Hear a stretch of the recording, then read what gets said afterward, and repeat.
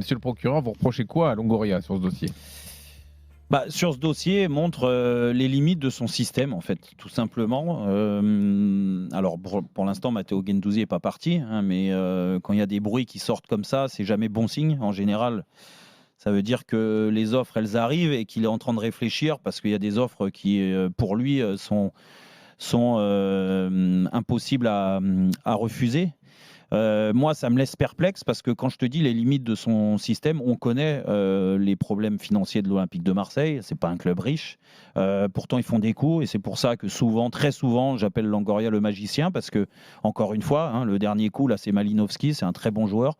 Réussir à faire ce joueur-là, moi, je dis bravo. Comme le fait d'avoir fait Sanchez en début d'année, le fait d'avoir pris des joueurs par moment, on se dit, même Guendouzi, hein, à l'époque, quand il arrive d'Allemagne, on se dit certainement qu'il ne restera pas. Il est là prêté, mais il est resté. Il l'a acheté, il a levé l'option d'achat.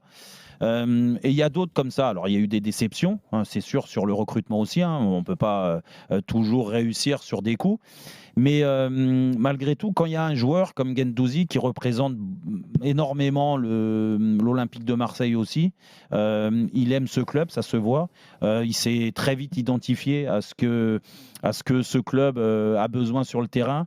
C'est un chien fou, il se bat, il est très aimé au stade Vélodrome. Les supporters s'identifient facilement à un joueur comme ça. Et je pense qu'ils se sont identifiés à Matteo Guendouzi. Et le voir partir au bout d'un an et demi, comme ça, parce qu'il y a une offre énorme, alors que tu as encore en point de mire de finir sur le podium, de finir peut-être directement en Ligue des Champions l'année prochaine. Pourquoi pas d'essayer de gagner la Coupe de France? Tu as encore 2 objectifs élevés.